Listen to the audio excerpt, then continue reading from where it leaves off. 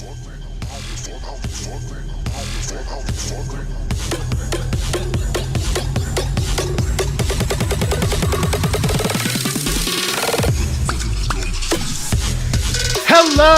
and welcome in.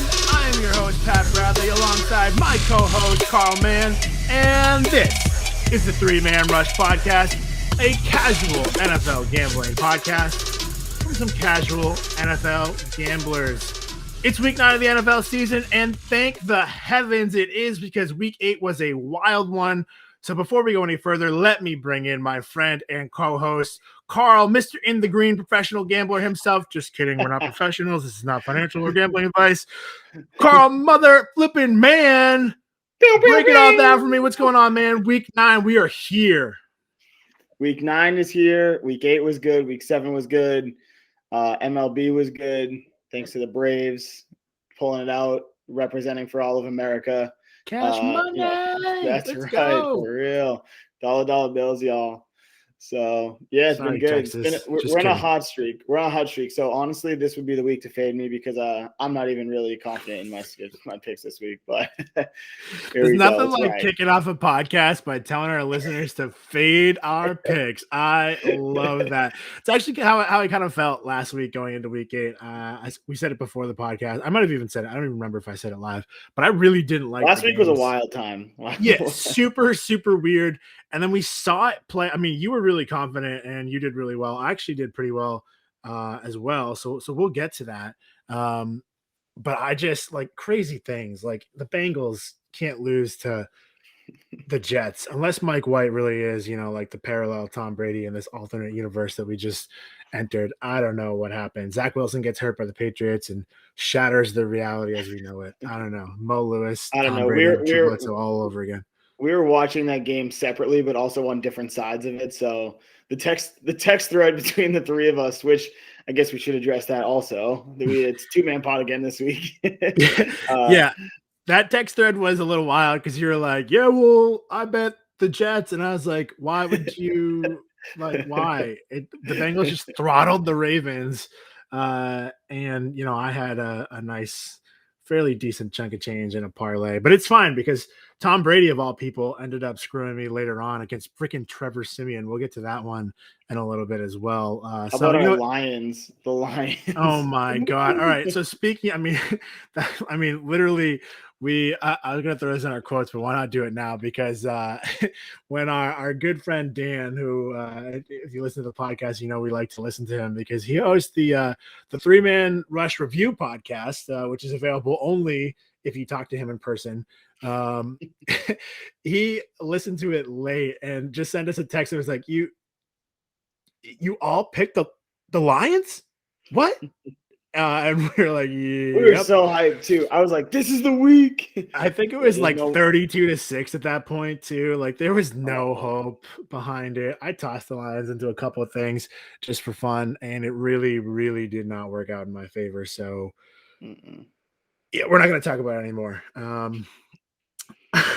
We're out on the Lions, just like we were out on the Ravens, and we've been out on every other team. Out. Thanks for playing. Thanks for trying, guys. If you get a win later in the season, congrats. It's not going to be because I put money on you. It'll only be because I put money against you. I'm sure that will come back to bite me later on. Speaking of our 2-man pod this week, so Tommy actually thought I did so well on $Dollar Bill Island that he decided to take a little vacation of his own this week. So Carl and I are just flying solo here with the 2-man rush. At least that's what we're letting Tommy tell the public. When you see his results later from last week and on the season, maybe you'll understand what the real reason he's on probation. I mean, not here is, but we'll talk about that later. But you know what? Why wait any longer? Let's dive right into it. Just a reminder, in case you're new, as I said, we are not professionals, and nothing we say should be considered gambling or financial advice.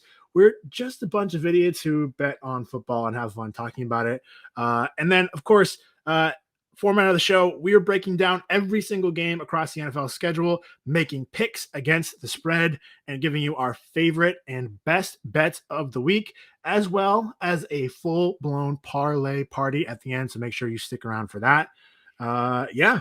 let's why don't we dive right in and recap week 8? Let's do it.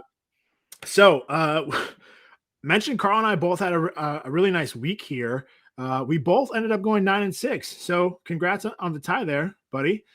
Which means I'm catching up. I am also almost in the green on the pod for the season. So I am 60, 61, and 1 push.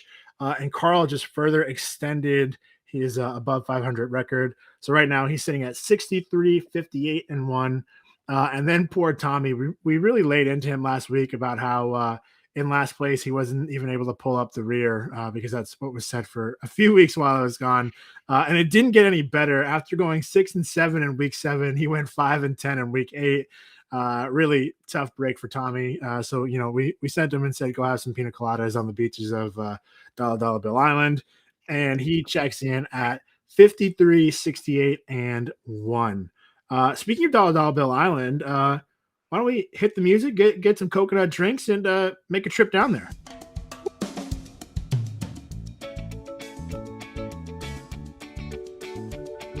All right, so as you are likely familiar with, Dollar Bill Island is when only one of the three of us picks a game against the spread, picks a winner on any given week, and actually wins that game. You can't lose it and go to Dollar Bill Island. If you could, I'd probably be there quite often. So this week, Tommy, ironically, even though that's where we sent him, only had one Dollar Bill Island win this week. He had the Saints beating Tom Brady and the Bucks, which is just a really, really weird game. And then Carl and I each had 3. So I picked the 49ers, Broncos, and Giants. And Carl picked the Packers, Jets, and Patriots, which means on the season, Carl still in the lead with 21 Dollar Bill Island wins. I'm right there in the middle in second place with 17.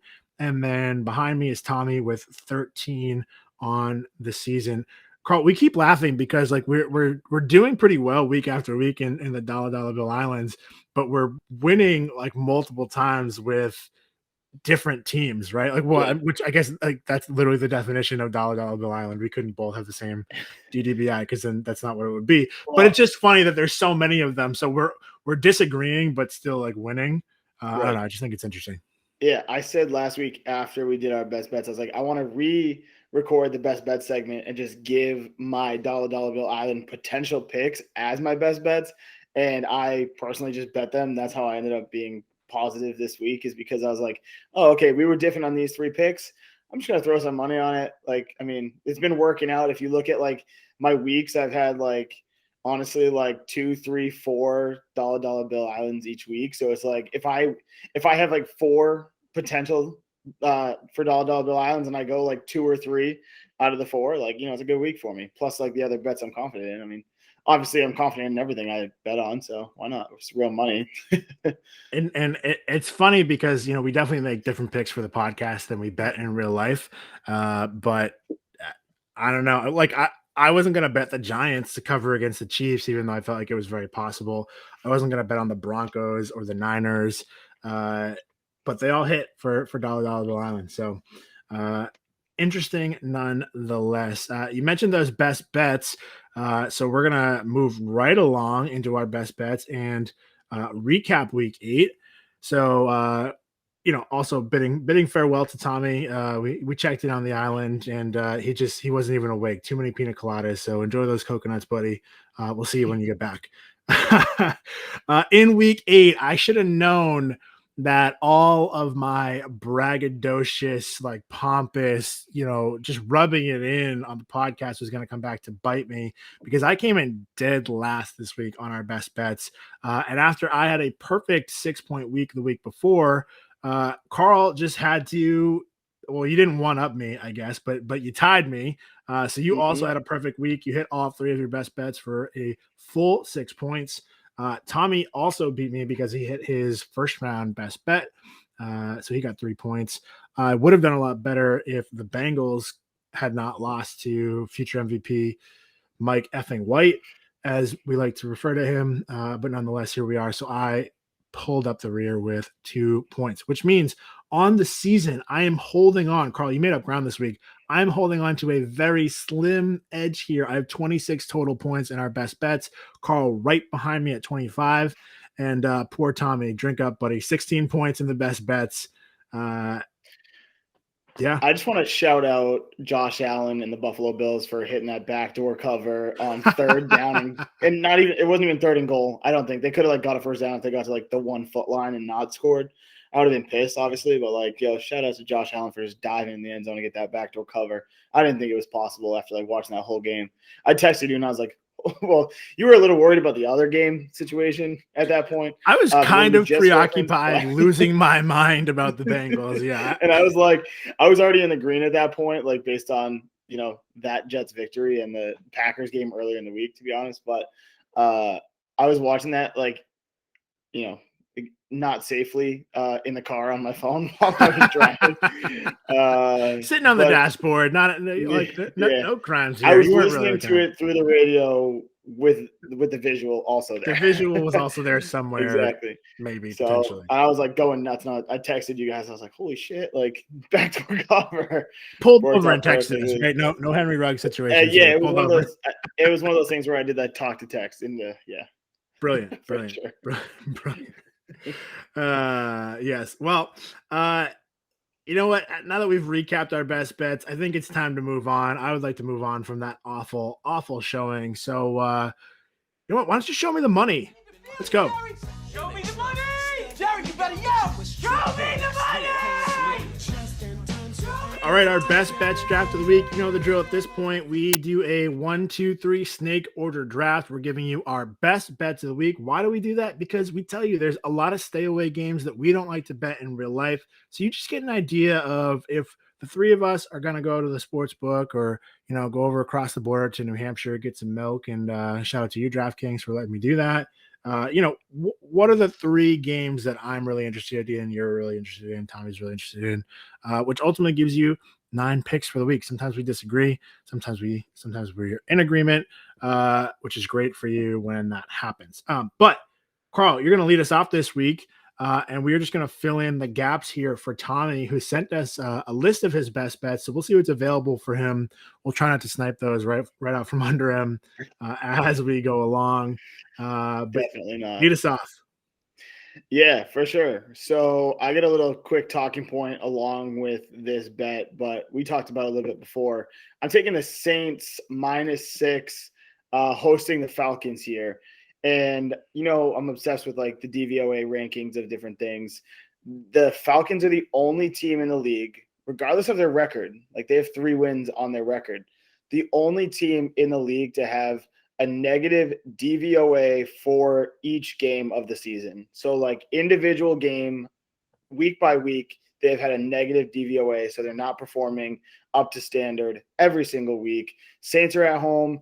Don't care who's at quarterback. They have someone playing regardless that has some experience. So I think that we're going to keep it right there at 6 points, and they're going to cover by a touchdown, even though it is a division game at home.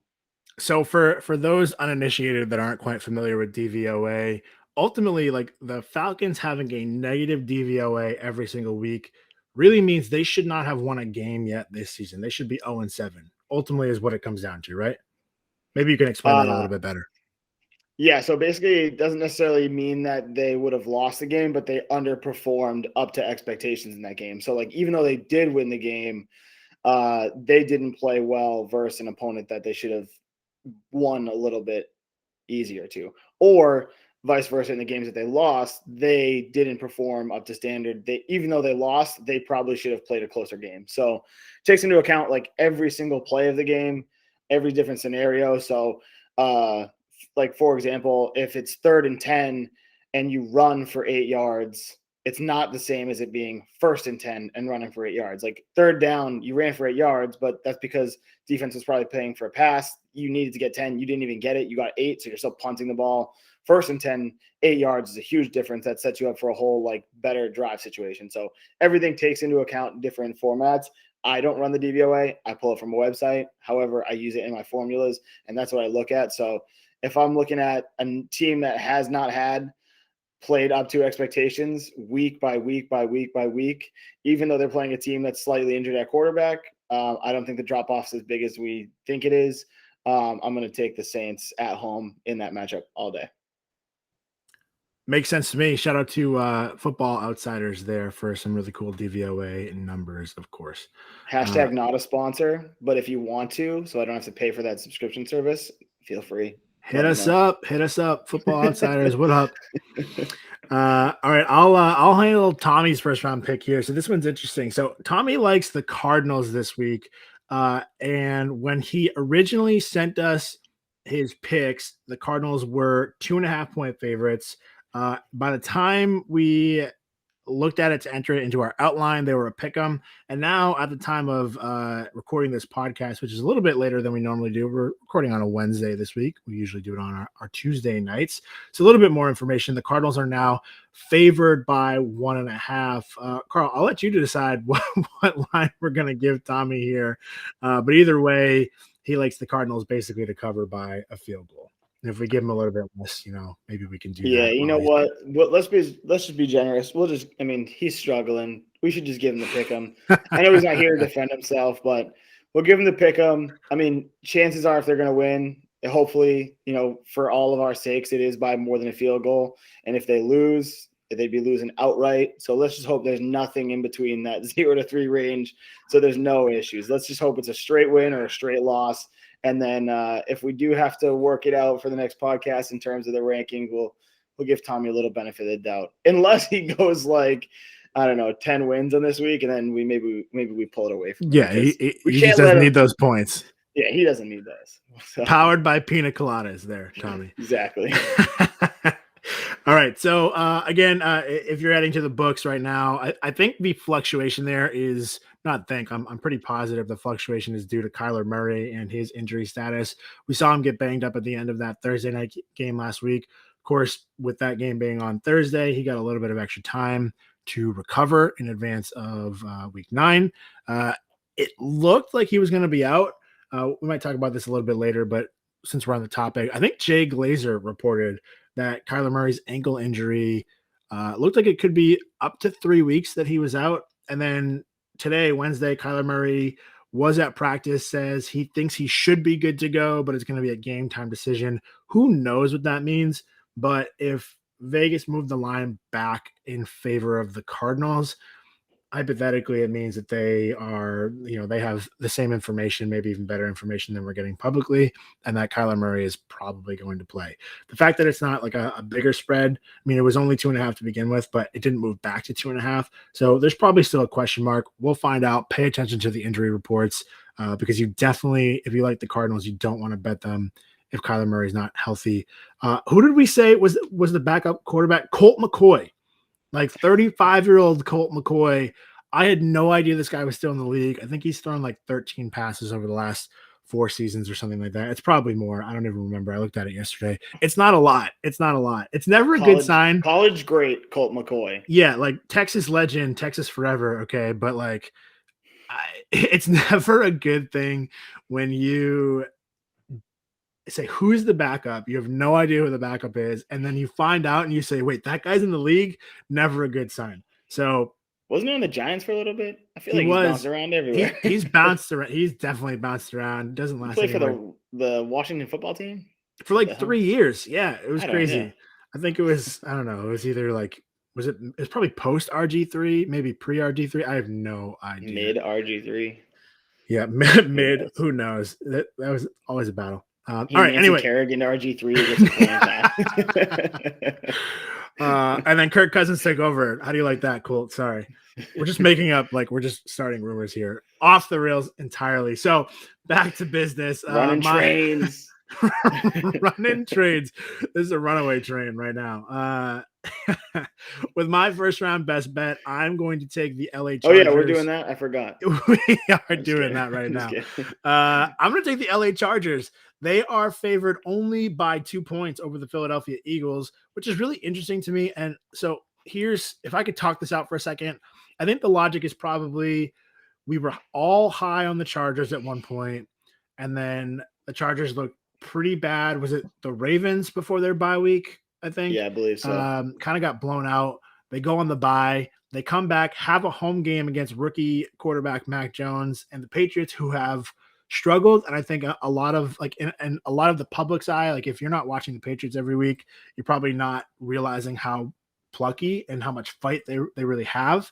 So it was probably an expected win for the Chargers, and now it's 2 straight losses. They haven't won a game in a month. So I don't know. This line just doesn't feel reflective of the talent disparity to me, as much progress as the Eagles have made. So I don't know. I feel good about this being a nice little bounce back week for the Chargers. So Chargers -2. I like that over the Eagles. And then jumping right back into the second round pick, I'm going to lead us off here. I like the Cincinnati Bengals. I know I'm not necessarily, this is not going to be unanimous here. I still believe in the Bengals, despite what they did to me against the Jets this week. If you guys can send me a check for, I'll let you know the amount privately. Hit me up in the DMs. But if you could send me a check for that disaster, I would appreciate that. Shout out to you. Bengals, hit me up, sponsor us. I don't know, whatever you want to do. In spite of that, I still like the Bengals a lot. I think the Bengals are probably they're a younger team. They don't necessarily know how to win yet. And so when you have a team like that, you're going to see a lot of, we're going to play up to our opponents and we're going to play down to our opponents. And I think that's kind of what happened, because you come off a week where you blow out the Ravens, who are a pretty good football team by all measures.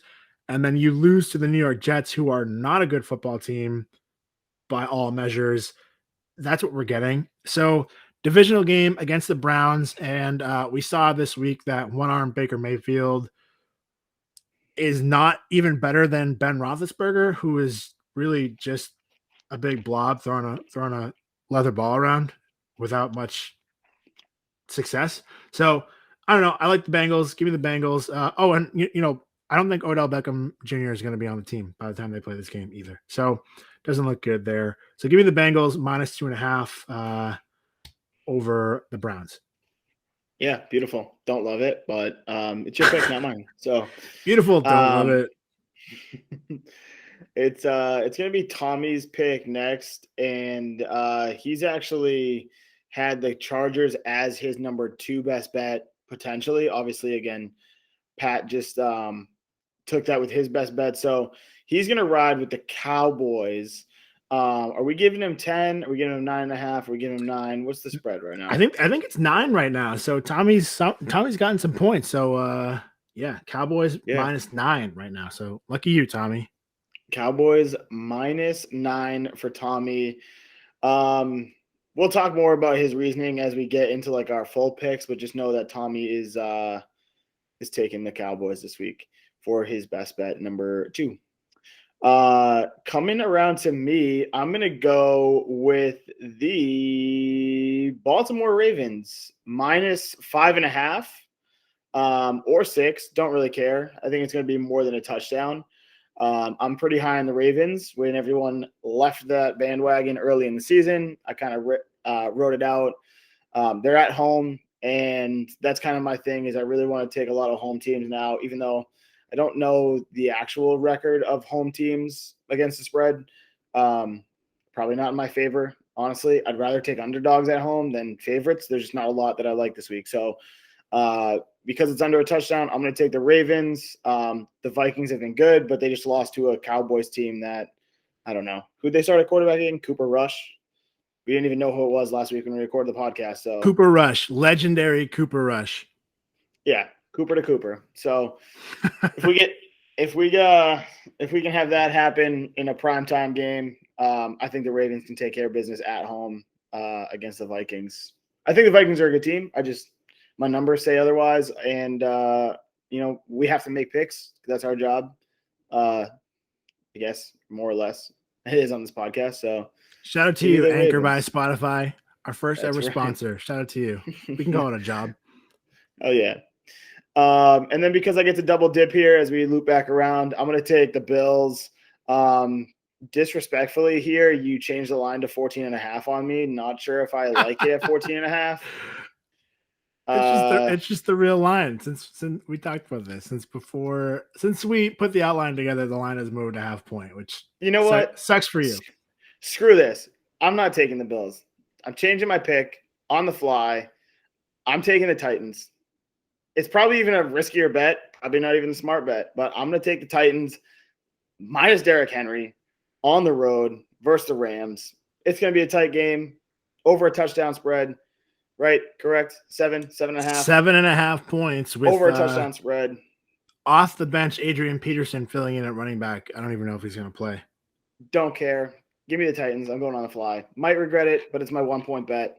I just don't like the disrespect for you changing that line to 14.5. So unbelievable. Literally, nobody else can see this, but in our little shared Google Doc here with the outline, as Carl's about to pick, I was like, boop, 0.5, suck it. And he was like, lost his mind. The lines just changed. Lost his mind.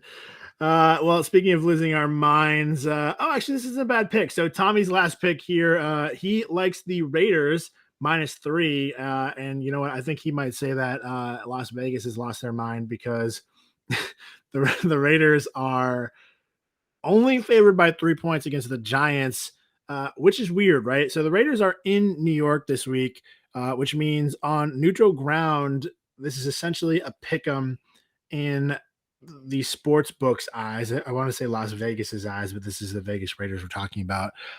Maybe it has to do with the aforementioned Henry Ruggs tragedy. Well, really, the tragedy is the loss of life from the young 23-year-old woman who lost her life and her dog in that DUI accident this week. But honestly, I mean, we've seen so many, we were talking about this, Carl, so many bad things have happened to the Raiders like this year alone that could derail a team, and they have fought through that adversity. I think they are talented. So, hey, shout out to you, Dan, putting a little respect in the Raiders name.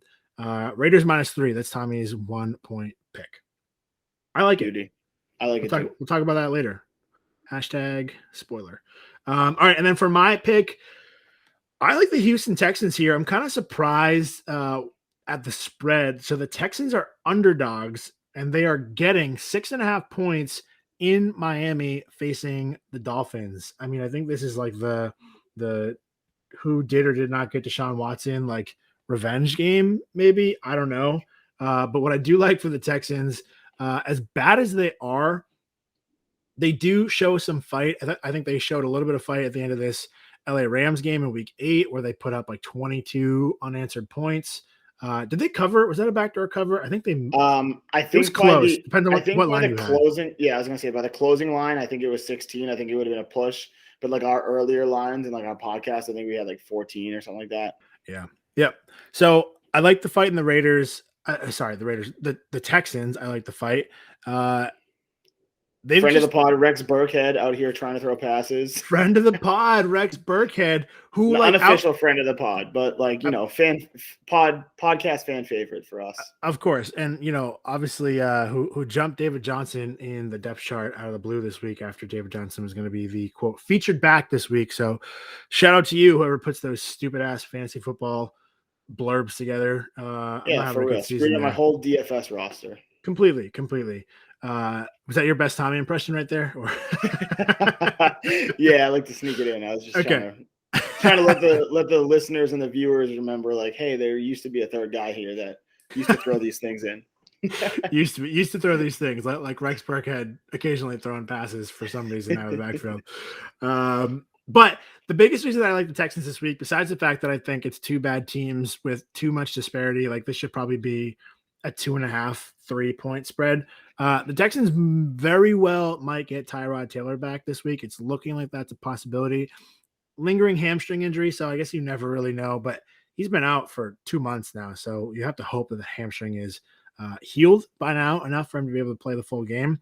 And if you remember way back when, jump into the time machine here, back in week 1 before Tyrod got hurt, the Texans looked okay. Like they looked like they were going to fight. They had some vets on that team. They weren't going to be good, but they were going to play hard. And we like that about them. And then obviously, Davis Mills is, where's that gif when you need it of like Bart Simpson being like, hey, at least you tried, and then throwing the cake in the trash. That's how I feel about Davis Mills. But But if they get Tyrod back, give me the points. Take the points. Hashtag take the points. 6.5. I like the Texans there. So they're going to be my 1 point pick because it feels safe. All right. Just to recap for you, Carl in the first round likes the New Orleans Saints, even though we have no idea who's going to be their quarterback. Probably Trevor Siemian, maybe Taysom Hill. If he can come off IR, who knows? Tommy, we generously gave a pick'em to because he's taking the Arizona Cardinals. I like the LA Chargers -2 over the Eagles. And then right back around to me in the second round. I also like the Bengals favored by 2.5 against one-armed Baker Mayfield and the Browns, who probably won't have Odell Beckham Jr.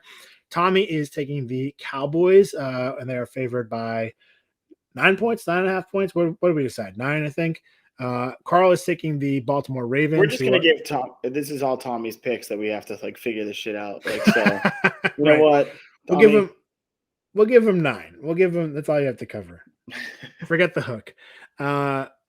Ravens by 6 is Carl's second round best bet. And then on the fly, because I disrespectfully added the hook on the Bills line, which was -14 and moved to -14.5. Carl changed his pick. He's going with the Tennessee Titans, getting 7.5 points against the LA Rams. Bold strategy, Cotton. We'll see if that works out. Tommy likes the Las Vegas Raiders at -3. And I am taking the points with the Houston Texans facing the Miami Dolphins. So 6.5 points for the Texans. I like it. It's pretty good. Love it. What you got for us? All right. Well, we're going to take a quick break, actually, to hear a quick message from our sponsor. That's fun to say.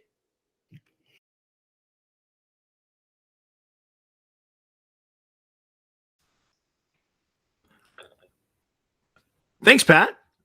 All right, we're back, and we are here to make our picks, picking every single game around the NFL. And we're going to start it off right away. Well, I shouldn't even do this. It was going to be our game of the week, and for the second straight week, coronavirus and the Green Bay Packers have really fucked us. Let's just say it. They fucked us. I'm pretty mad about it. Aaron Rodgers testing positive. We're not even going to get into that, but this was going to be our game of the week. So the Green Bay Packers taking on the Kansas City Chiefs in Arrowhead Stadium. The original line was Chiefs by 1. So the Packers were getting a point. That was going to be in one of our best bets segments. The total previously was 54. Everything has now changed. The Chiefs are now favored by 7.5 points. Aaron Rodgers will not play. No word yet on Devontae Adams, which is never a good sign when a guy has been in COVID like protocols for coming up on a week and you haven't heard anything about him. That means he's probably showing symptoms. I don't think we've gotten any word on that. I think he was questionable. They thought that there was maybe a chance that he could play. So it's all going to come down to testing negative and symptoms. So stay tuned. We'll find out. Fortunately, it's not another Thursday game for them, so we'll see. It would definitely help Jordan Love and or Blake Bortles, whoever winds up being the quarterback. Probably Jordan Love. But Packers getting 7.5 points on the road without Aaron Rodgers. They should probably be getting more. This line's probably going to change, I think, as bad as the Chiefs have looked. So Chiefs by 7.5. Total now is 48 points. Carl, I don't even know what to make of this game. Yeah, dude, I'm with you. Like, I thought it was going to be a pick'em game, like through my like formulas and stuff like that. It was a pick'em game for the most part. Pretty much, yeah. Yep. And now, like, it's a 7.5 point swing. So I'm thinking, like, it's going to be a tough thing to actually bet in real life. It's going to be tough to pull the trigger, but I think I'm going to take the points and the Packers on this one just because Aaron Rodgers is a great quarterback, but, like, we haven't really seen what Jordan Love can do, so I really can't rank how different they're going to be. You know what I mean? So I'm going to go out there and hope that, like, he can keep it within a touchdown. I mean, we saw Daniel Jones and the Giants do it. So, like the Packers are a better team overall. And, like, all we have to do is have Love come out here and have one good game and, like, keep it close. And we could have the potential for a backdoor cover, or we could have the potential for a blowout or whatever. So, like, we have no idea what to expect, but at 7.5 points. And this could just be a little recency bias of the Packers coming off a win and the Chiefs coming off just a slight victory over a bad team, all things considered. But I'm going to take the 7.5 points. I think it's an overreaction to the Aaron Rodgers news for sure. So here's the thing. We have not seen Jordan Love really in a game that matters from a professional standpoint in the NFL. And it sounds like it's going to be him. They did sign, or they're going to sign, Blake Bortles, who was on the roster last year and then got cut, which obviously put Jordan Love in position to be the primary backup. We don't even know. Jordan Love could test positive for COVID tomorrow, and we could be getting Blake Bortles, right? But the biggest question mark for me is not even who the quarterback is, which is really why this is such a sad state of affairs, because the Chiefs defense is horrendous. So Jordan Love could look really, really good. We could have Stephen A. Smith screaming about a quarterback controversy in Green Bay by Monday morning. And then Jordan Love could be terrible and never play well again, because that's just how bad the Chiefs defense is. They did add Melvin Ingram at the deadline. It doesn't help the secondary, right? He helps kind of that middle of the field, the linebacking core. We'll see if that makes a difference. I just I don't know. I guess I have to. I'm so torn. This is hard because it's your first career start on the road in Arrowhead, which is a tough place to play. But if there's ever a time that you can beat a defense and the Chiefs on the road, it's right now. I think I'm going to go with the Chiefs only because we don't know if Devontae Adams is going to play. Tommy's going to take the Chiefs as well. I was originally all over the Packers. I was going to take that 1 point, basically call it a pick 'em. Tommy was going to do the same thing because Aaron Rodgers would absolutely torch that secondary. But there's too many question marks. This, to me, is a stay away game in real life. I'm not going to bet it because there are too many question marks. Again, Jordan Love, first career start on the road in Arrowhead. We don't know if Devontae Adams is going to be there. We don't even know, the practice squad quarterback just tested positive for COVID today after Aaron Rodgers did. So does Aaron Rodgers hate Jordan Love so much that he's not even allowed to be around him? And so that's why he doesn't have it, in which case, good for Jordan Love. I don't know. I mean, you're in the same quarterback room. I think there's a really high probability that Jordan Love could test positive. So, and at this late in the week, even on a Wednesday, I don't know if you can test positive and then test negative twice quickly enough to get into a game on Sunday. And that just assumes that he's vaccinated, which we don't know. So yeah, I'm going to take the Chiefs. I don't like it at all. I'm not going to bet it in real life. It's a dollar bill island for Carl. I might just be handing this to you on a silver platter. I'm going to go to the casino and bet 100 Skittles on this game right now. All of the Skittles. Taste the rainbow. Because it's not financial advice, but, it is Halloween week, so we got plenty of Skittles laying around. So throw 100 Skittles at this game. Speaking of Halloween, how many Butterfingers jokes did we get across the games on broadcast this week? I laughed. Almost as many references to National Tight End Day the week before. Oh my God. Good call. I thought it was really funny the first time I heard it. Scott Hansen said it, and then somebody else said it, and somebody else said it, and then everybody on Twitter said it. And it was really that old tired wired meme. I don't know what's wired, but Butterfingers for drop catches on Halloween. Tired. Really, really tired. As am I, the wicked tired, as am I of talking about this game. So many question marks. I'm definitely going to tune in. I'm excited to watch it. It would be, I won't be surprised if the Chiefs still can't contain Jordan Love. But we'll see. We'll have something to talk about next week. All right, moving right along into Thursday night football, the upstart New York Football Jets and future MVP Mike effing White are getting 10.5 points on the road at the Indianapolis Colts. Total in this game is 45.5 points. Carl, tell me who you're taking. I mean, dare I say, are we going to go with the Jets here? Me? No. Me? Take the Jets? No, I'm not. I did last week and it worked. I I think we talked about this, and I don't want to keep saying it, but I don't feel 100% confident in a lot of the picks. I felt really confident in the last couple of weeks. It seems like there's a lot of tight lines this week, so I'm going to take the Colts kind of reluctantly.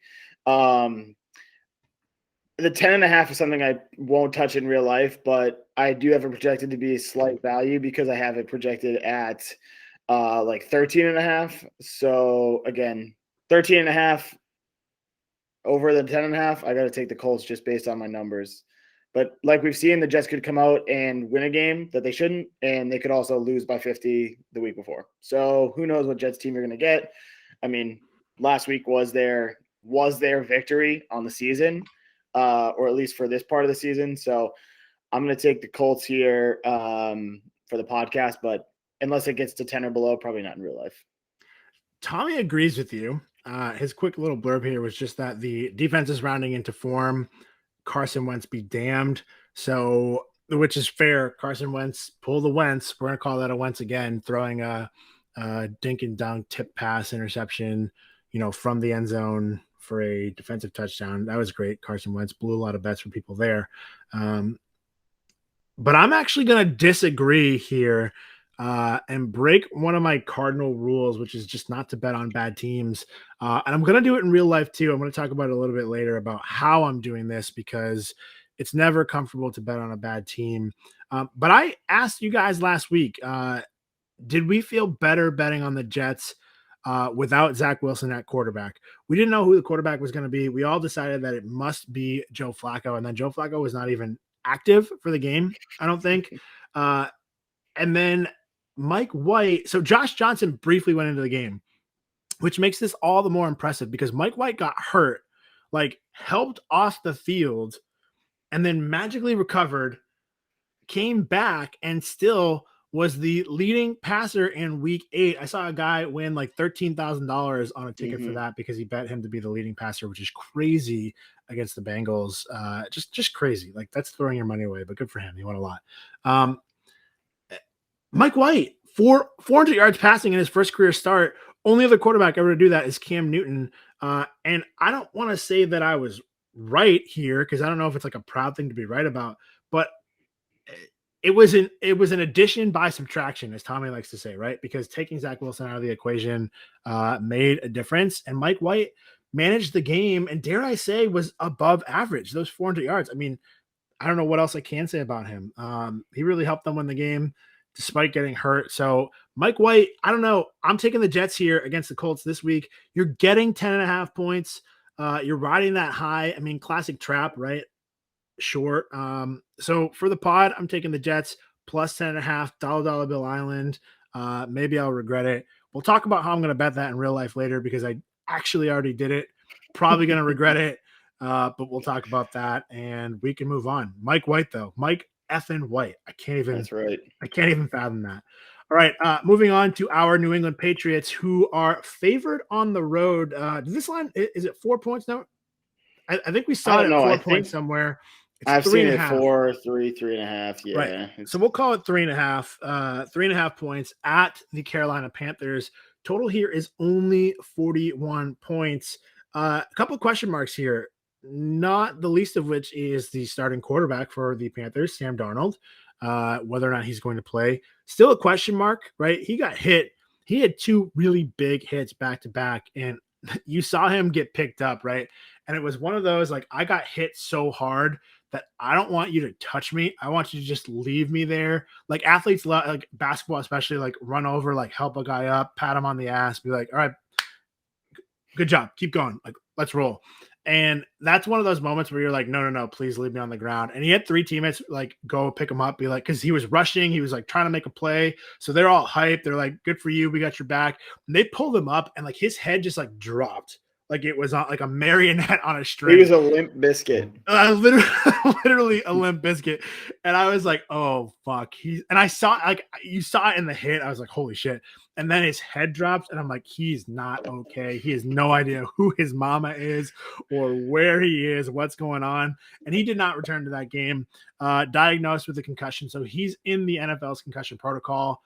He was at practice today, so that's a good sign. Still questionable, probably going to be a game time decision. So which led Tommy to say, no Sam Darnold, AFL legend PJ Walker, walk to your bookie with confidence and bet the Patriots -3.5.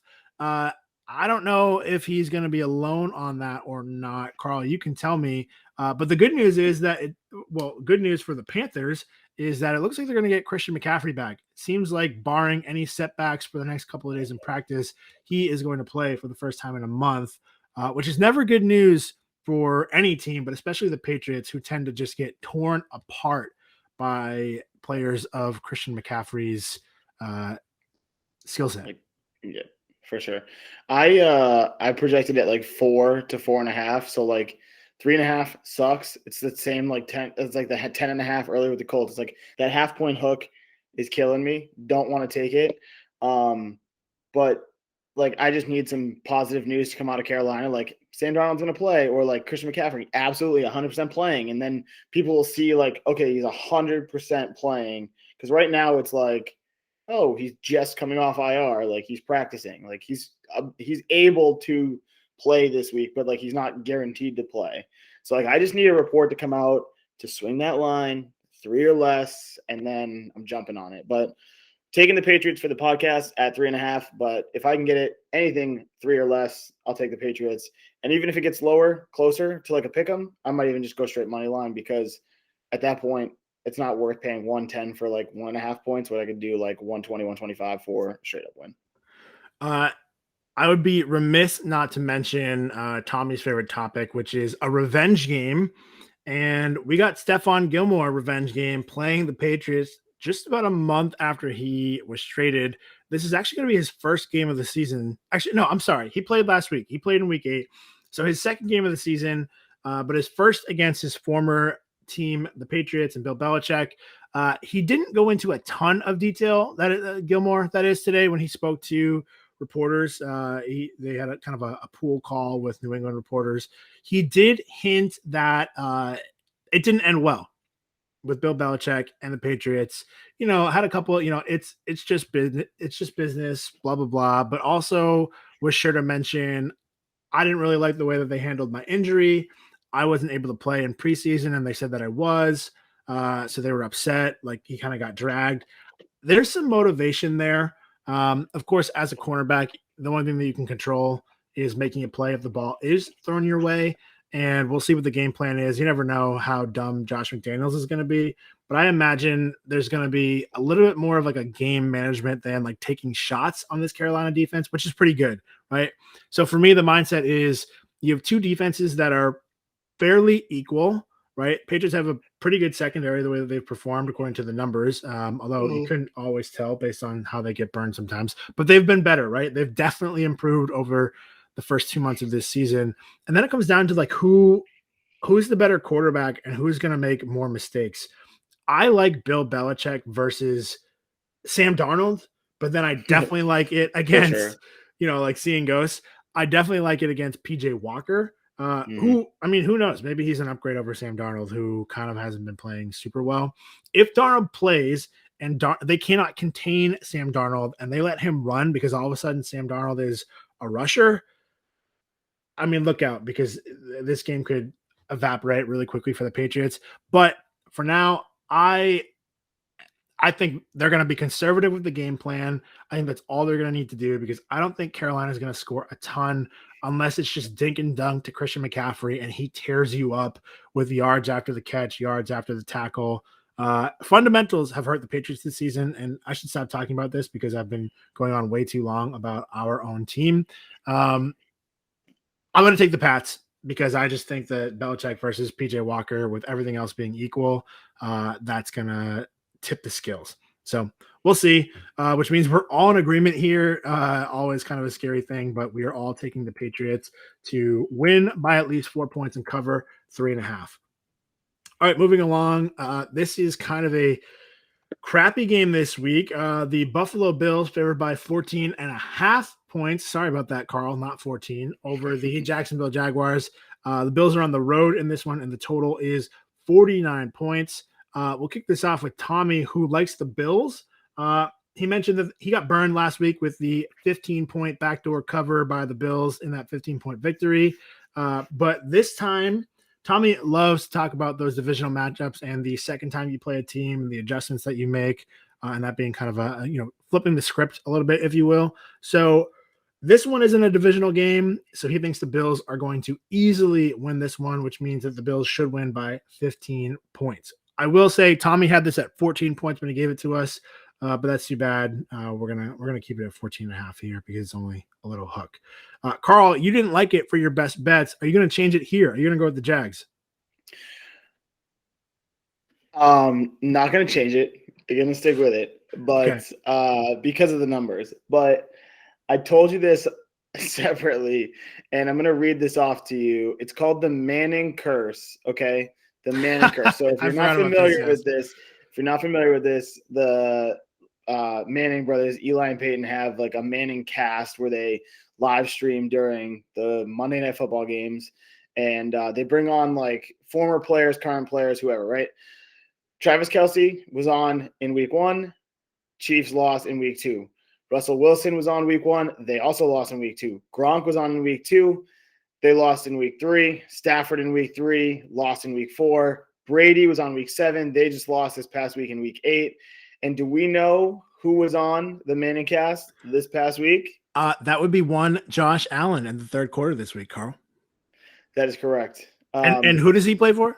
Quarterback of he plays for the Buffalo Bills. That's correct. Who are playing the Jacksonville Jaguars. Is the Manning curse going to hold up? I'm not going to lie. I might throw some money on the Jags money line. I believe in these things. Like, I believe in these things fully. So I might just throw like a little bit on the Jags just for fun. Like, not even to cover, just straight up. Because I like to cover. I mean, that could happen, that could not, but like I'm talking like straight up, the Manning curse is a straight up loss, not a cover. So if I can throw a little bit, we get that line. You figure out your pick. I'm gonna pull up the line here. I'm taking the Bills with the spread, but again, I might throw a little bit on the money line just to go with that Manning curse. So I'm just gonna agree completely because it's worth like a little sprinkle. Whatever feels comfortable for you. You're a degenerate when you're thinking about betting the line on one side, but then also like semi-hedging it with a like $5 bet on the other. Because of like a random, like made up, brand new alleged curse from the Manning brothers, who always get to come back and haunt us some more.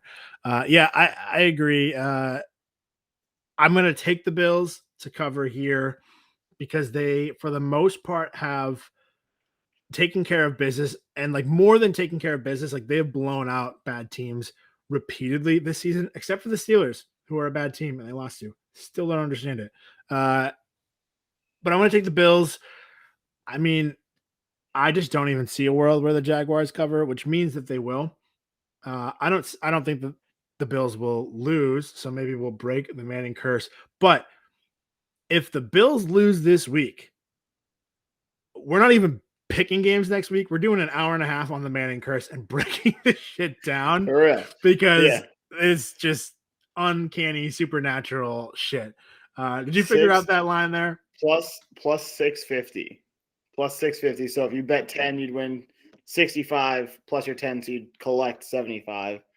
So I mean, if you want to throw like, I don't know, depends on what you're betting on the Bills game. If you want, Carl's like, I'm gonna go throw like $5 on. He says that live on the podcast that his girlfriend might listen to, and it's probably gonna go put like $100 of his Braves winning the World Series money, fun coupons as we like to call them, on the Jaguars. I hope you don't do that. That's something that I'm gonna try to talk you out of off the air. That's going to be one of those Sunday morning. You have 10 minutes to talk me out of this text. Your favorite thing to do is after you, like, as you're walking out of the sports book with the ticket in your hand, having already bet it, say, change my mind, tell me not to do this. And then I'll go on a rant and tell you every reason why what you're about to bet is a terrible idea. And then you're going to be like, too late, I already did it. And that's what's going to happen. Can we throw up the Steven Crowder, like, change my mind table meme? We need me Photoshop behind that desk and be like, change my mind. And then that'll be it's going to be like our weekly Instagram, Sunday morning Instagram. Like, The Seattle Seahawks with Geno Smith are good. Change my mind. Look out for that. At 3-Man Rush on Instagram. Yeah, it's going to be the Jags this week. I should bet the Jags plus 650 because Josh Allen was on the Manning cast. Hashtag change my mind. Look out for it, people. Facts. All right. That's way too long on a bad game, but we had to talk about the Manning curse here. So we're all picking the Bills. Just for the record, for the podcast. Picking the Bills. If you want to pick the Jags, plus 650, Manning curse. Unbelievable. All right. Moving on, the Denver Broncos move into the first game of the post-Von Miller era. Sad day for Broncos fans this week when he got traded to the LA Rams. The rich get richer there. They're on the road. They're going to take on the Dallas Cowboys, who are now favored by 9 points. Total here is 49.5. I'm going to start with Tommy because his reasoning is still a question mark. So Tommy's taking the Cowboys because, to quote exactly, he said, Dak back, spread back, baby. So we don't know if Dak's going to play. It sounds like he's so. Tommy's got some insider knowledge. Apparently. Just really good friends with future friend of the podcast, news. Cooper Rush. Who cares what Jerry Jones says? Who cares what Dak Prescott says or the injury report? Questionable, does not matter. Dak back, spread back, babies. Are we taking it? Tommy's not taking those points. He's laying them all over Jerry World and taking the Cowboys. I mean, we're making fun of it, but I'm going to agree with him too. If it is Cooper Rush, I'm going to regret this completely. Even though they won and they covered because they were only laying 2.5 points last week, which was fortunate for all of us. Denver Broncos, not a very good team. Remember week 4 when I told you that 3-0 start was like as fraudulent as it gets? We're seeing that now. Shout out to you, Teddy Bridgewater. You deserve better. Or maybe you don't. I don't know if you do. Is Teddy Bridgewater good? No. Okay. Well, Teddy Two Gloves, isn't that his nickname? It is.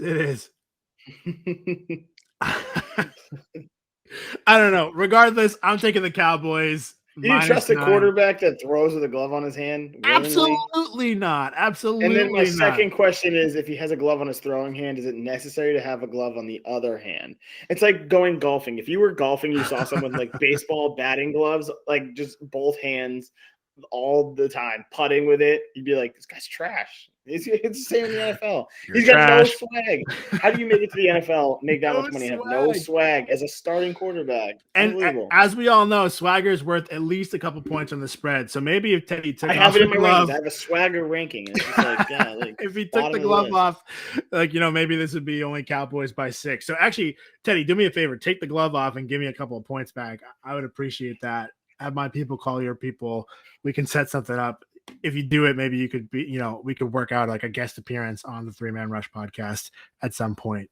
I know that's what you would love, Teddy. So, talk to us. I mean, he's got no future in the NFL. He can have a feature on our podcast. Well, now he's never going to come on the podcast. We do this all the time. We're like, feature friend of the pod, come on the podcast. What else is he doing? Not playing football. Why? Because he sucks. Oh, wait. He's never going to come on the podcast now because we just shit on his life.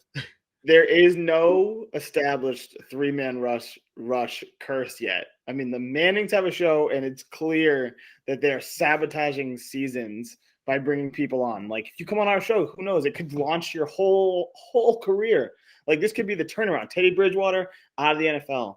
Comes on the podcast and then re-signs, takes the team to the Super Bowl. Yeah, unbelievable. Great story. What a time. Listen, NFL stars are unbeaten when they come on the 3-Man Rush podcast. I'm just going to put it that way. They've never lost a game after coming on the 3-Man Rush podcast. Correct. But people do lose all the time when they hang out with the Mannings. I don't know. Something about those foreheads. Facts only. Check the tapes. They don't magic rubbing off. I don't know. Yeah, facts only. I assume you're also taking the Cowboys here and not the points.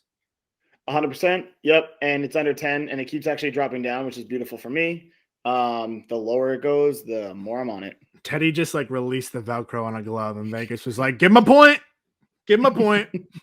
All right, Cowboys all around.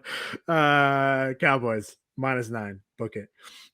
The Atlanta Falcons, who should be the worst team in football according to DVOA, we talked about that, are the worst team in football. Are heading on the road to take on the New Orleans Saints, who are favored by 6 points. Total here is low, 42.5 points. Do we even know who the quarterback is going to be?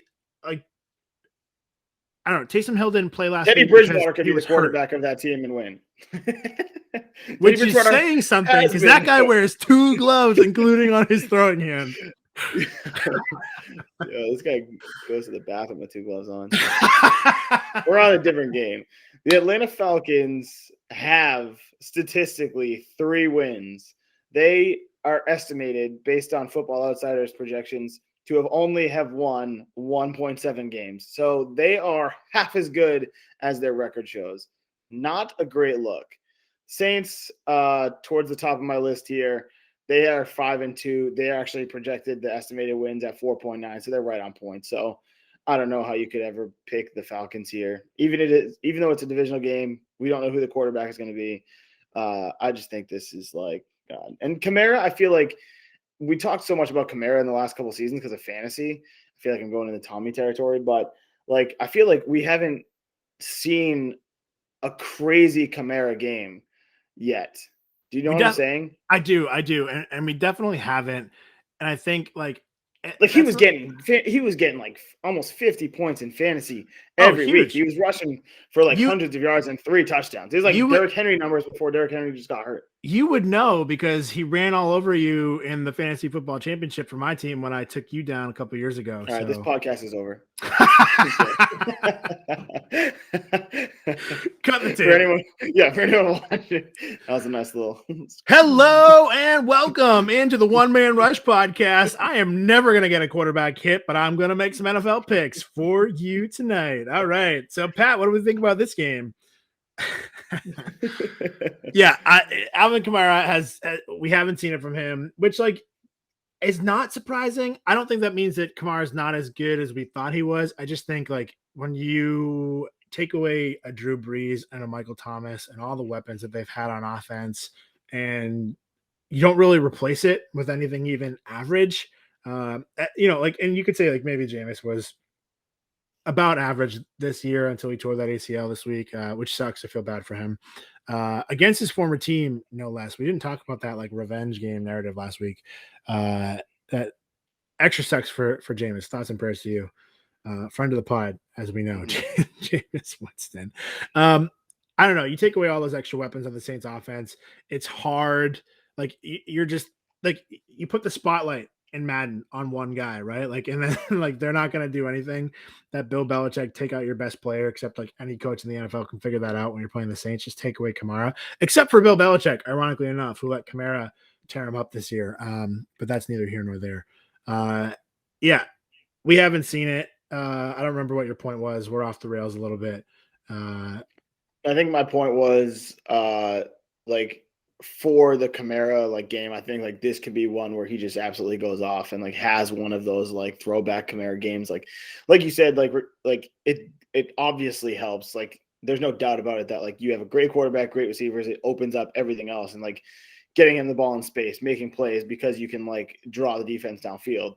But like, I don't know. I just think the Falcons are that bad and like we haven't seen it. So like I feel like if there's any game for it, like let's roll it right here. Throw some props on Alvin Kamara. Yeah. So Tommy likes the Saints as well. I like that you talk about the props there. If Tommy was here, I'm sure he would do the same. Tommy might be hammering Alvin Kamara props. We'll find out. Maybe we'll hear from him later in the week. But here's a little blurb here. He does like the Saints. He says, does no Jameis and no Calvin Ridley cancel each other out? ? He thought the spread was a little bit low. So I think he thinks the Saints should be favored by more than 6. But it is a divisional matchup, although it's only matchup number 1. So none of those, second matchup, flip the script shenanigans that he loves to talk about. But either way, he agrees with you, Saints.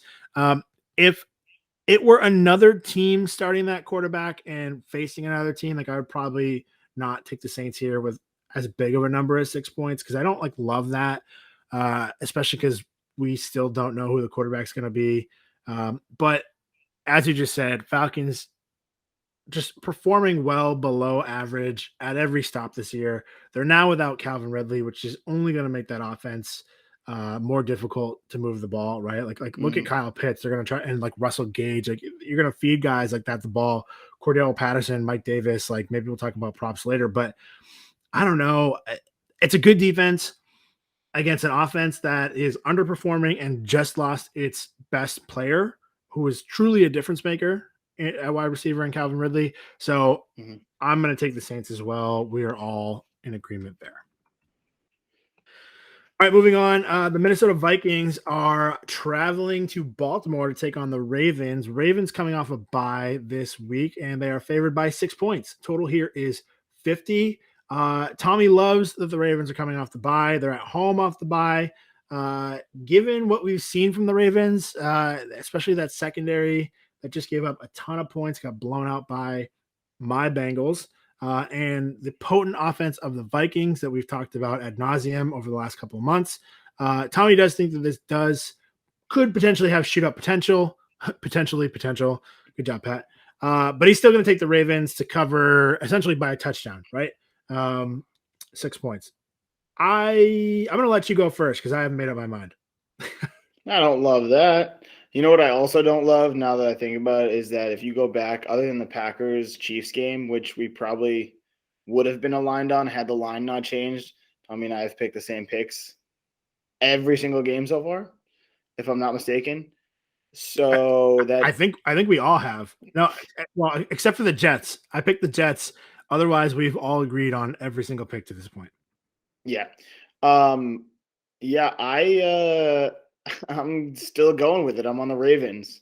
Are we becoming the public? I don't know what's going on. I'm on the Ravens.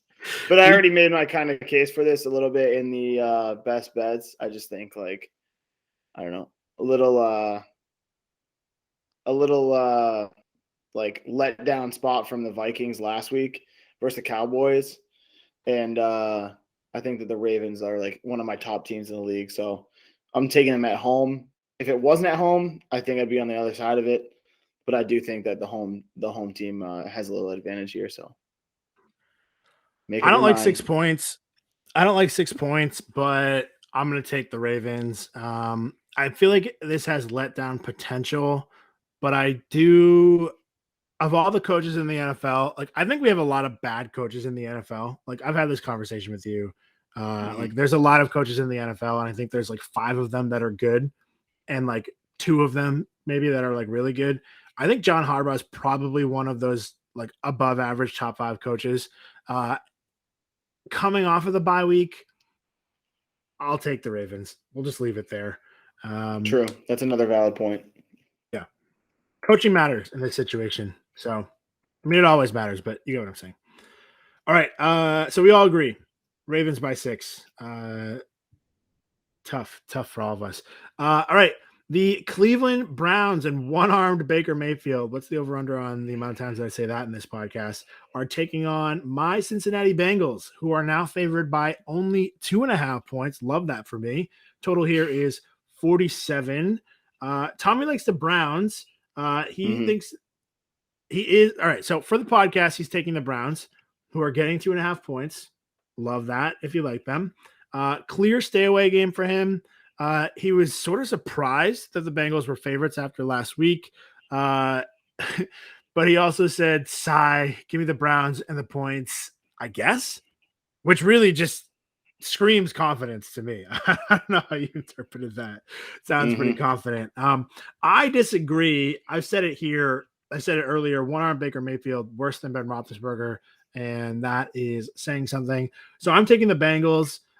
We also don't know what's going to go on with Odell. Interesting press conference today where Baker Mayfield was kind of like basically said he and Odell had not talked. Josina Anderson was reporting that Odell was willing to practice, willing to stay in Cleveland. Odell's on Twitter liking videos asking for him to be traded and videos that show how many times he's open, but Baker's not not throwing him the ball. So like kind of just like, I don't know, trouble in paradise for those two. And then Baker comes out and says, I mean, just like a simple conversation probably could have helped things, which like you're just throwing him right under the bus there. and blaming all of this on Odell, which is interesting. I don't know if we'll ever know what's going on, but I don't think Odell is going to play another game for the Browns unless we see a drastic turnaround somewhere this week. But it sounds like he could be released as soon as Thursday and then go through that waiver process. So I don't know, maybe a little bit of a, to quote Bill Simmons, a Ewing theory game, addition by subtraction. Who knows what Odell is causing allegedly in that locker room? Maybe he's not. Maybe he's not at all. Maybe it's Baker Mayfield. But either way, I don't like it. I think it's too much noise. And again, Baker just has not. Baker Mayfield isn't like a world beater when he's healthy, but with one arm, I know it's not his throwing arm, but he's just hindered by that. And you can see the amount of pain that he's in. He's trying to fight through it, show that energy, hype up his team. But then you lose to the Steelers. I don't know. I don't have a lot of confidence. That's a really long-winded explanation, so my apologies. But I'm taking the Bengals by 2.5, disagreeing with Tommy. Carl, who's on $1 Bill Island? So before I give you that, let me tease this a little bit. Sure. I Googled our good friend over in Cleveland, called her up. She's my friend, cleveland.com, Mary Kay Cabot. Love Mary Kay Cabot.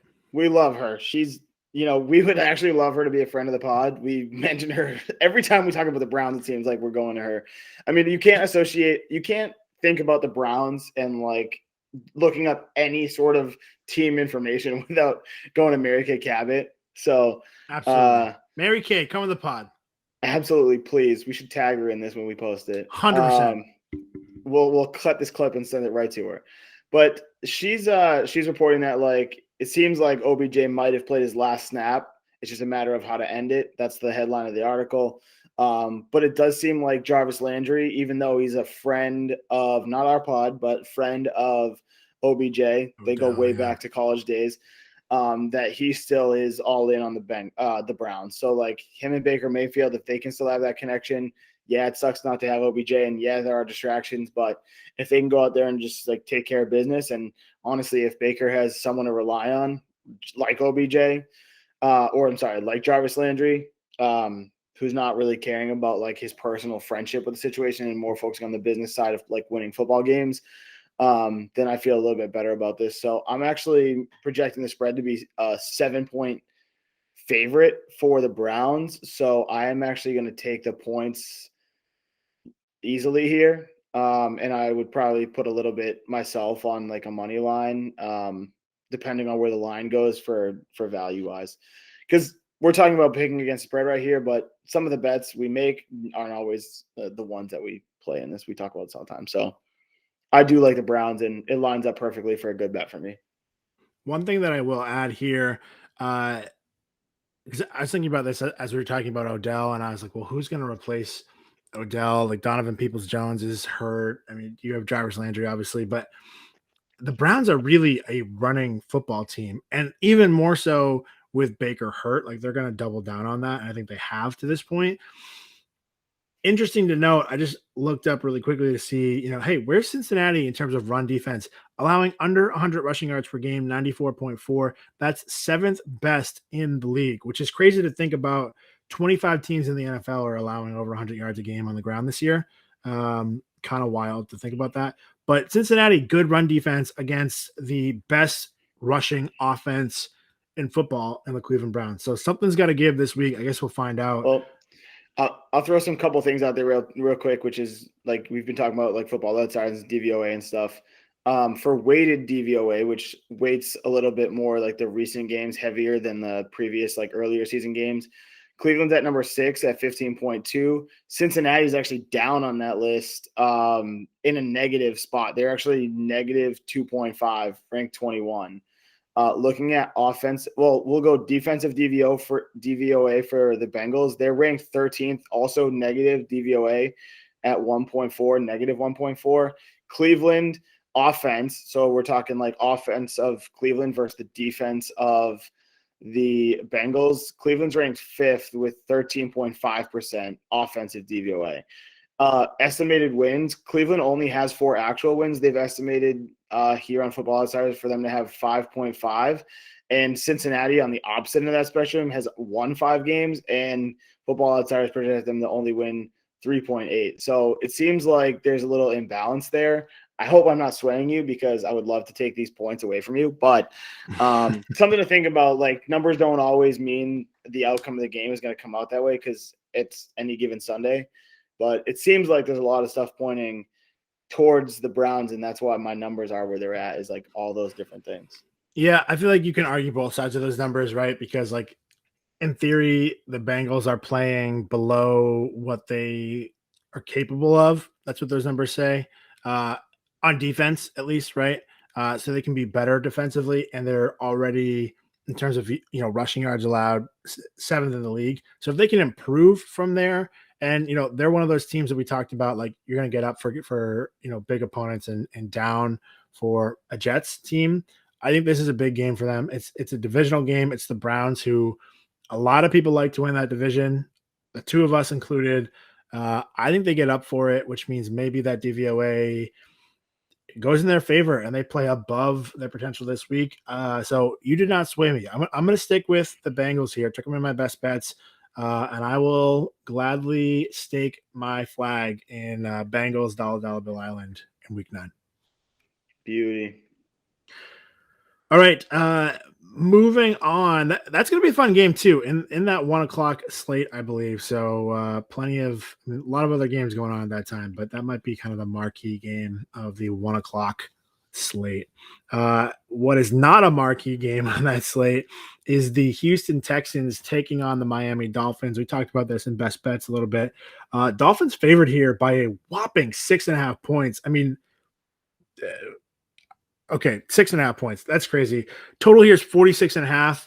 I don't understand how a team this bad could ever be favored by a touchdown over another team, which I actually forgot. That's exactly Tommy's point that I have here for his blurb. Exactly what he said. A whole touchdown for two trash bag franchises. Take the points here all day. Tommy's going with the Texans. You already heard me say that I'm going with the Texans on our best bets. And like doubly so. So like if I can get this plus 6.5 and then Tyrod Taylor does come back, I'm going to feel really good about it. So Carl, are you on $1 Bill Island here? Are you about to force me to bet on the Miami Dolphins right now? I think I am. If that's the strategy to bet on your DDBIs. Yeah, I am alone by myself on this one, I guess. Dolphins at home, have them like a 9-point favorite, so 6.5 under that magic number of 7. I'm going to take it. I mean, I'm going to take it also for the sake of the podcast here, but if it stays under 7, I'll take it. Hopefully Davis Mills plays and not Tyrod Taylor. I feel like that'll help me out a little bit, but I don't know. This could be the Tua revenge game without even having to be on the other team. He could be like, you know what? This team didn't even want to trade for me. Fair. Or he could be like, we don't know the situations, but yeah, this team, the Dolphins, doesn't even want me, so screw you guys. I'm going home. I'm going to show them that I'm better than the team that they want to send me to. A lot of like reverse psychology there. I'm already lost, which means we should move on to the Raiders. We talked about this one. Raiders -3 taking on the New York Giants. Giants are at home there. Total is 46.5 points. Tommy likes the Raiders. We said that. He took them in best bets. I agreed with them. His blurb here. Pat, mentioned a few weeks ago that the Giants were playing inspired football under Joe Judge. And hey, thank you, Tommy. I'm absolutely correct, Tommy says. I think the pina coladas are getting to him. I don't know. But the Raiders have also been playing inspired since John Gruden's ousting and have playoff aspirations. Here's what I'll tell you. Here's what I'll add to that. We talked about this before. Obviously, we know that the situation with Henry Ruggs, tragedy there. I don't think that's a huge loss on offense. I actually think that it could be an addition on offense. And here's why. Henry Ruggs wasn't making a massive difference for the Raiders, but you saw him out there a ton, almost like they felt like they had to play him because they spent that first-round pick on him. And he just wasn't there. He wasn't ready to make that impact in the NFL yet, despite that like world beater speed, right? Now they've got a guy in Bryan Edwards that they like a lot. We've seen him make some big plays early in the season. He made some big plays. I think he had a couple of really. Did he catch that game-winning touchdown, Bryan Edwards, against the Ravens in Week 1 that I lost my mind over? That's a great question. That was so long ago. I feel like I have no idea. I think he either caught that or like a tying big catch to tie the game or, to go into overtime. I don't remember exactly what it was. But regardless, Bryan Edwards getting more targets than Henry Ruggs the last 3 weeks. And that's only been increasing. And now Henry Ruggs is not in football, probably not going to play football ever again professionally. So I don't know that the Raiders take a hit unless they're like really emotionally hurt by this. But either way, I like the Raiders. They're only laying 3 points against a Giants team that you almost beat the Chiefs this week, although that's not saying a lot this year. As much as they've improved, the Giants aren't good enough for me to bet against the Raiders this week. Do you agree, Carl? Yeah, 1,000%. I have a projected line for the Raiders of about 6.5. So I'm glad that it's at a field goal. And I think we talked about it. I mean, it could change, honestly. Everything changes on the fly, but this was even money for the 3 points. So if you can jump on it, if you like 3 and you want to jump on it at 3 at plus 100 for the Raiders, that way, if you do push, it does suck, but you don't have to put up that extra little juice. Because if you have 2.5, you still need 3 to win anyway.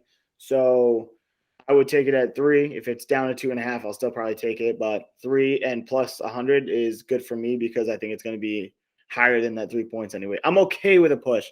I know you're typically not okay with a push. I'm okay with a push because at least it's not a loss. I'm okay with a push. Exactly. It's not a loss.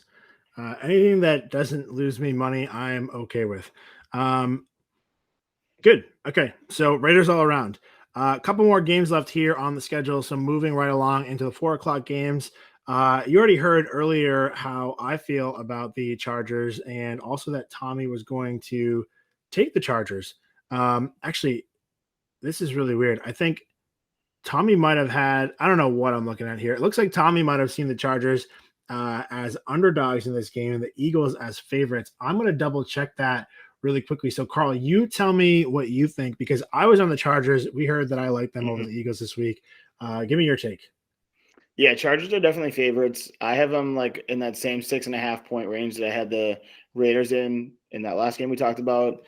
So again, with the spread being 2 or 3, honestly, if it does go up for whatever reason, I'm cool with that. So I'm going to take it ASAP. But I feel like I don't know. Yeah, I don't know if it was a typo. I thought Tommy had the Chargers as underdogs, but either way, Chargers by 2. We all like that. Tommy's thought was exactly what I told you during our best bets. Kind of an overreaction and probably a get right game for LA against the Eagles. Once again, I don't know, like, should we throw up like the yellow caution flag here? Like all of us in agreement, once again, Chargers across the board. I don't know what's going on. The records aren't going to change much this week, it doesn't seem like, but let's all hope that they're changing for the better. For the better. Yep. All right. Go. The Arizona Cardinals are heading to San Francisco the second time they've played each other this season. Alarms are going off for Tommy here. Cardinals are favored by 1.5 points. We mentioned earlier how much that line has changed. So as of this recording, it is 1.5. The biggest question mark is Kyler Murray healthy? It sounds like he says he's going to play despite previous reporting that he could be out for up to 3 weeks. Tommy likes the Cardinals and said he's not falling into this trap again. Give me Arizona on long rest and pissed off that they just dropped their first game of the season. I'm going to agree with that. Honestly, I've been on the Cardinals all year. Why would I stop now? Jimmy G is not good anymore. Trey Lance is not good yet. And I'm really not sure if Kyle Shanahan is a good coach. Your Cardinal rule earlier in the podcast was don't bet on bad teams. And your Cardinal rule now is always bet on the Cardinals. I love the Cardinal rule. Yeah. The double Cardinal. It's great. That's it. I'm actually on the same boat. I'm on the same page, same wavelength, same bet.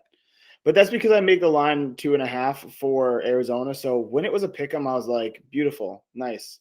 I'll take that nice and easy. Now that it's getting closer to that 2.5 line, there's like not a lot of value in it. So I'm a little sketched out by it.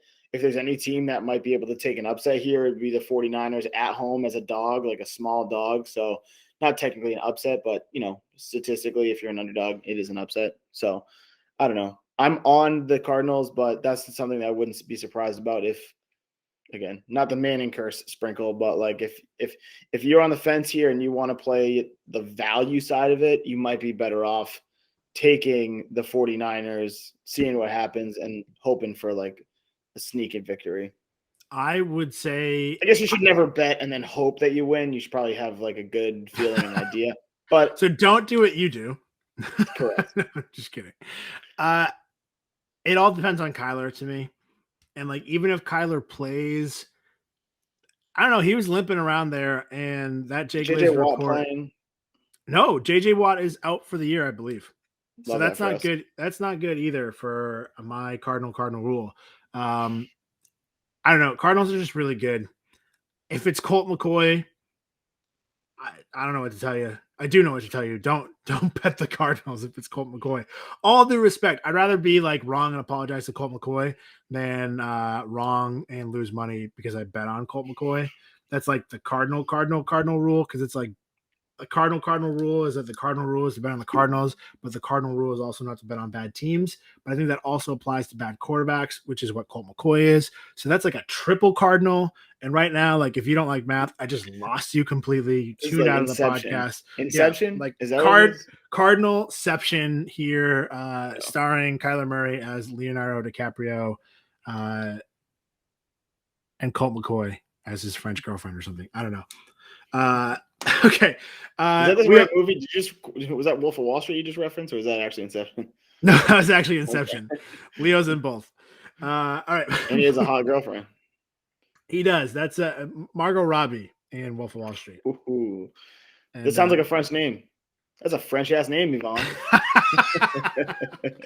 Can I get your votes for the Cardinals, please? Can I get them? Can I have Absolutely. Them? Can I have those bets? Can I have them? All right. Moving right along to Sunday Night Football. The Tennessee Titans do not have Derrick Henry, which means they are getting 7.5 points as of right now.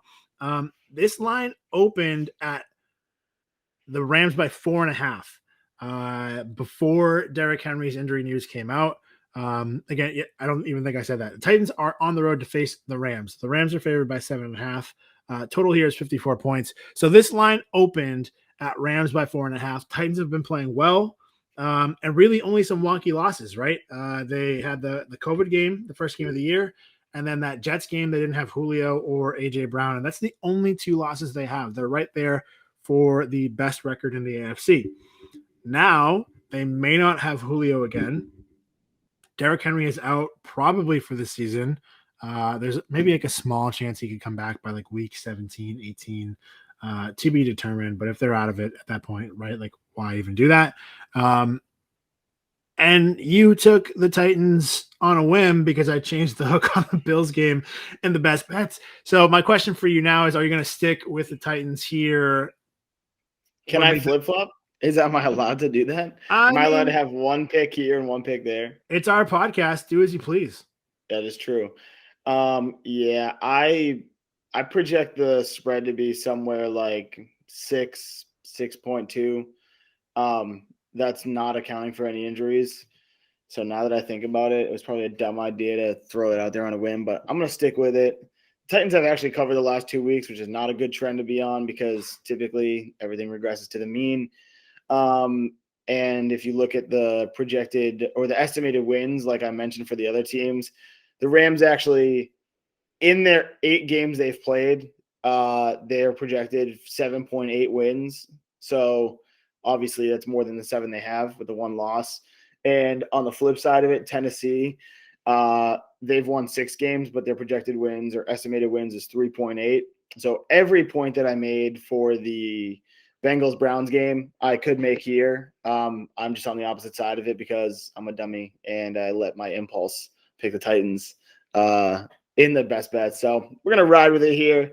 Hopefully they win and we don't clip this for the next week. And if they lose, you can just be like, I'm a dumbass. Love that soundbite. Tommy and I also going with the Rams. We'll leave it at that. I'm not on the Rams. I'm on the Titans. You're still on the Titans? You're going to stay on the Titans? Yes, I'm going to stick with it. I have to. I'm a man of the people. I'm a man of my word. Ryan Tannehill game. This is where he comes out, torches Jalen Ramsey. Wishful thinking. Super wishful thinking. All right, I'm going to leave it there. Monday Night Football, final game of the week. No words. No words. Tommy and I like the Rams. Carl is on Dollar Bill Island with the Derrick Henry-less Titans. We'll see what Adrian Peterson led. Who didn't have a job 4 days ago. You know what? It's better to not have a job 4 days ago and have a job now than to have a job 4 days ago and not have a job today. And speaking from personal experience for both of us, I can confirm that is the case. Yikes. That's too soon. Wow, Pat, you have a lot of time to do the podcast now, huh? Weird. All right, moving right along. Monday Night Football. The Chicago Bears travel to Pittsburgh. The Steelers are favored by 6 points. Tommy sums it up here. He says, I don't love the Steelers, but I hate Matt Nagy more. We know how much Tommy hates Matt Nagy. And his whole theory of like addition by subtraction, I think kind of worked, even though the Bears lost by like 11 points last week. Justin Fields, probably his best game as a pro in week 8. One of those runs for a touchdown was like really one of those spectacular, like you're going to see it all over SportsCenter kind of runs. And because he's a former Ohio State quarterback, like the spotlight's going to be on Justin Fields in Chicago, iconic franchise. But worthy this week, absolutely deserved it. So we'll see if Matt Nagy hurts them even more. This is crazy. I can't believe I'm going to do this. I'm taking the points. Give me the Bears. And this line is actually moved to Pittsburgh by, I'm sorry, I lied. I thought it was 6.5. It's still 6. So give me 6 points for the Bears. I want to see Justin Fields build on what he did last week against the Steelers defense that is mediocre at best. And I don't know, Ben Roethlisberger, who's the better quarterback? Like today, right now, not historically, today, who's better, Justin Fields or Ben Roethlisberger? It's close, right? It's close, but it's close. Yeah, no, it's not a runaway. I put you in a bad position every week because your girlfriend's a Steelers fan. I always ask you to shit on the Steelers. I know, you like try and throw me right into it. Joke's on you. She doesn't listen to this long in the podcast. Love that for you. That means I'm picking the Steelers. No. Yeah, I got you. Me and Tommy, we're gonna hang out all week with all these same bets that we have. We're gonna be rooting for the same teams. Yeah, I think like my numbers projected to be over a touchdown. You want the actual number here? I can pull it up in a second. Projected the Steelers minus 8.2, so slightly over a touchdown. So if I can get it at 6, cool. It's not a lot of value, but I don't know. It's not, again, this is one of those games where I'm like, okay, the numbers are here, but like Mike Tomlin at home as a favorite in primetime, like what's that record look like? I hate picking Mike Tomlin as a favorite because he's good at getting his teams as underdogs, like rallied up for a game. Mm-hmm. So like later in the season when they play the Browns or the Ravens or the Bengals and inevitably they're the underdog team, like those are the games that I'll probably end up being like, yeah, Mike Tomlin, he's going to get them pumped up for it. But like right now as a favorite, like he probably is walking this game like, I'm the fucking shit. I'm the show right now. Like, here we are. I'm the favorite, touchdown favorites. We're going to go out and blow them out. You know, like, we don't need to practice this week. I'm a cool coach. Antonio Brown's at the back of the room, putting him on Instagram Live, like, fuck this guy. Yeah. Shout out to you, Antonio Brown. So, I don't know. I'm on the Steelers, and as much as I didn't want to talk shit about the Steelers, I ended up just trashing on Mike Tomlin, but whatever. Easy to do. It's my favorite argument with your girlfriend, whether or not Mike Tomlin's a good coach. You can imagine where I lie. All right, so that'll do it for us. Tommy and Carl taking the Steelers this week. I'm going out on a limb, taking the points with the Bears on Monday Night Football. You never know what's going to happen there. Do we have a Manning cast this week? I hope we do. We'll find out, but that's it. We won't be on it. We certainly won't be on it because we don't want to get cursed. And that's totally the only reason. We have like an open invitation, really tight with all these NFL Hall of Famers. 1000%. All right. That means don't hang up just yet. Don't shut the off button. Don't hit that. I don't even know what I'm saying, but that's because I'm so excited because it's time for our parlay party. DJ, hit the track. Let's go. Hey. All right, I'm jazzed up. Love that intro. Before we even go, I'm going to give you my quote of the week here because I have to own this. Last week, I shit all over Tommy and Carl for all the things that they said in my absence for 2 weeks. So it's only fair that I do that to myself because last week, I told you how we had hit a teaser finally from the parlay party 2 weeks in a row. And I said, hey, look out. We're heating up here. That's what we call it in college when you hit 2 in a row, heating up. And then the Bengals fell on their face. Tom Brady fell on his face through that pick six at the end of the game, and we lost. So just call me Icarus. I flew too close to the sun. I scorched my wings off, and great reference. Yeah, right. Literature. Got to do it. But we're gonna kick things off here in the parlay party with another crazy bet because why not? That's what we do here. So we're gonna risk it for the biscuit here, which is where we take a couple dogs outright, maybe some favorites with their spreads to get the most money possible. And if you're feeling wild and crazy, this is a spot for you. Carl, you want to break it down?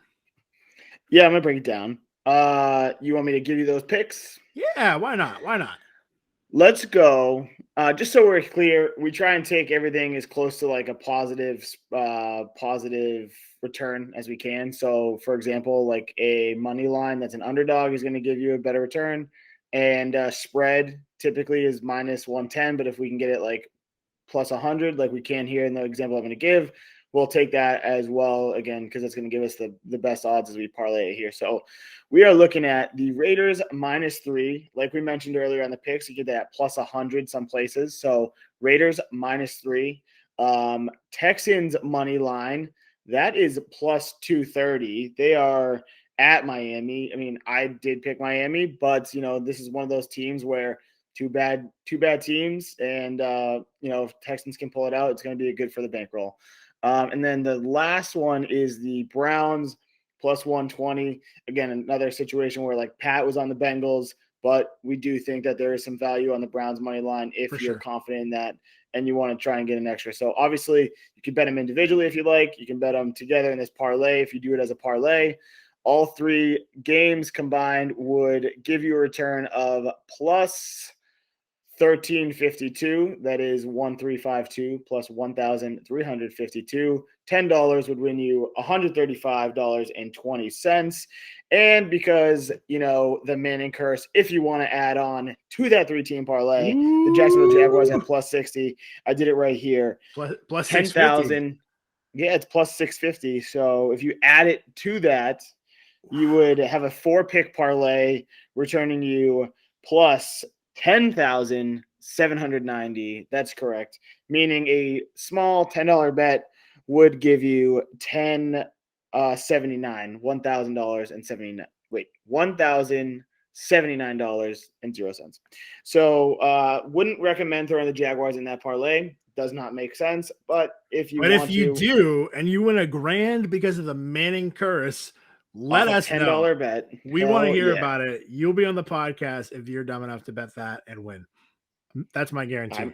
I might do it. I might too. Can't wait to be on the podcast when it hits. Long time caller, first time listener. Yeah. Dang it. All right. We're going to move into our playing it safe, sponsored by nobody, but maybe a condom company in the future.